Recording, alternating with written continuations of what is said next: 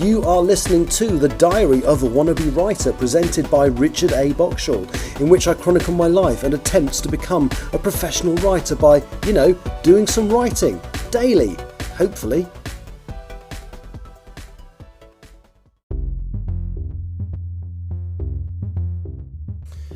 Hello, it is Tuesday the 7th of May. Welcome to The Diary of a Wannabe Writer.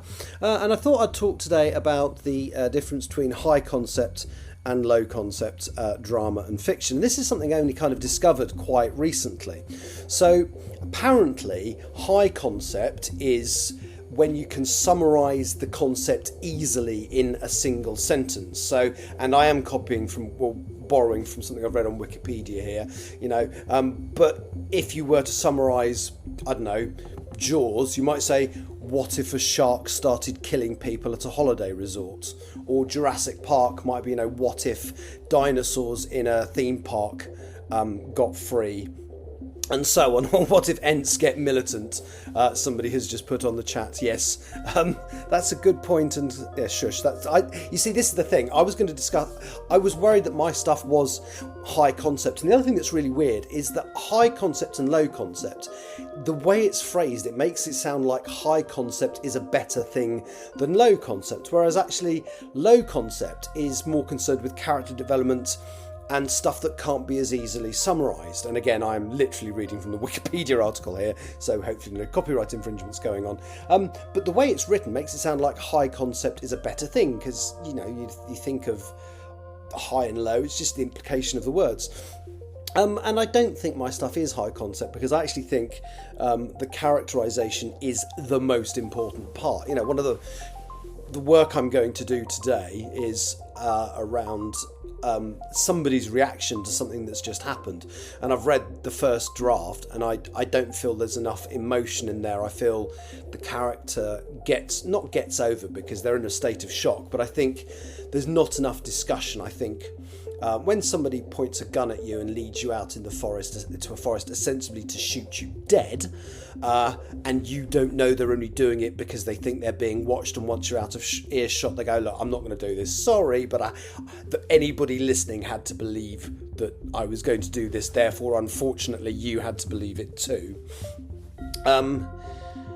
Yes, and I just feel that the chapter I've written that's set immediately after that conversation kind of needs to take place. So so that's what I'm going to be working on in my writing today. But yeah, high concepts.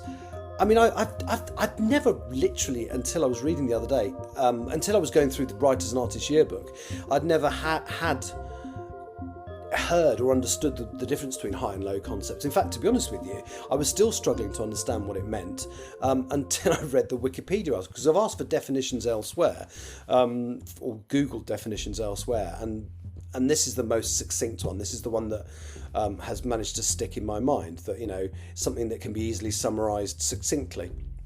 And returning to the comment that's just been made, I love the idea that the Empress of the Trees, the book I'm writing now, is high concept, because what if Ents got militant?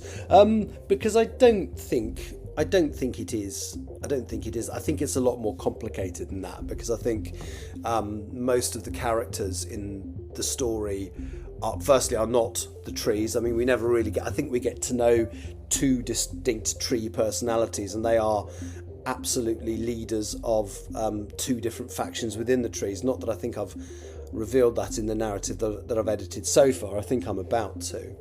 But I mean, so another one that I saw listed as high concept was Die Hard, the movie. So I presume, what if terrorists take over a building? But I think there's characterisation in that as well. So I do think it's a very grey area.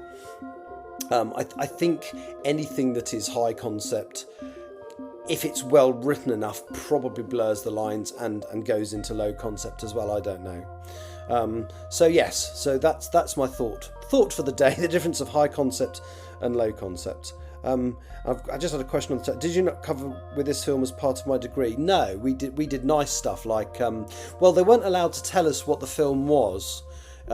In my so we had a final exam, which was basically you had to watch a movie and then go into an exam and write an essay about it, and they weren't allowed to tell us what the film was. So we basically, as the tutor was leaving the day before, he says, unfortunately, we can't tell you what film we're going to show. And it was in a proper cinema. It wasn't like just in a lecture theatre.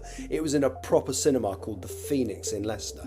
So it's a little local cinema, but it's a nice, it's a decent size, and we used to have these wonderful lectures in this auditorium. And the main sort of tutor, he was very good at delivering stuff in a way that was entertaining, and he was almost a performer the way he did it. But the last thing he said is, now unfortunately I can't even give you any clues about the film we're going to watch tomorrow, which is about the quietness of farmyard animals. So obviously we all ran to the video rental store and watched Silence of the Lambs the night before, and then obviously had to sit in the cinema and watch it again, ready to write an essay on it. So good times. Anyway, that was a total ramble that went off in random directions.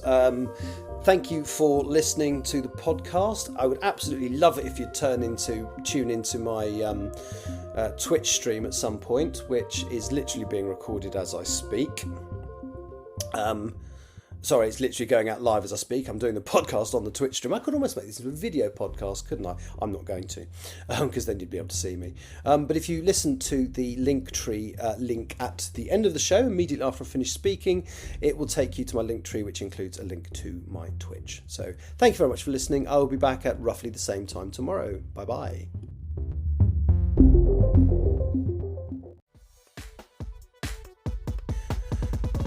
You have been listening to The Diary of a Wannabe Writer, presented by Richard A. Boxall. Thank you for tuning in to my random ramblings, and if you'd like to know more about me or my projects, visit my Linktree at linktr.ee/Richard Wright, capital R, capital W. Thank you for listening.